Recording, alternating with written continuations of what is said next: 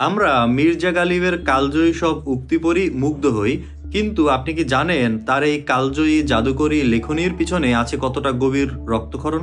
গালিবের 7 জন সন্তান পৃথিবীতে এসেছিল, কিন্তু ভাগ্যের নির্মম পরিহাসে একজনও 3 মাসের বেশি বাঁচেনি। নিজের হাতে 7টা নিথর দেহকে কবরে শুয়েছিলেন। ভাবুন তো, একজন বাবার কলিজাটা কতটা পুড়লে তবেই এরকম শোক সওয়া যায়। নিজের সন্তানদের হারিয়ে তিনি তার ভাগ্নে মির্জা আরিফকে দত্তক নিয়েছিলেন। ভেবেছিলেন শেষ বয়সে অন্তত একটি অবলম্বন পাবেন, কিন্তু ভাগ্যের নির্মম পরিহাস, মাত্র 21 বছর বয়সে মির্জা আরিফও দুনিয়ার মায়া ত্যাগ করে চলে যান। একের পর এক বিয়োগ ব্যথা মির্জা গালিবকে পাথরে পরিণত করেছিল। লোকে বলে সোনা পুড়লে খাঁটি হয়। মির্জা গালিবও তার জীবনে দুঃখের আগুনে পুড়ে পুড়ে এমন এক লেখক হয়েছিলেন যার প্রতিটি শব্দ আজও মানুষের হৃদয়ে বিঁধে যায়। আসলে অগাধ সুখ আর বিলাসিতা না, চরম কষ্টই একজন মানুষকে অমর করে তোলে।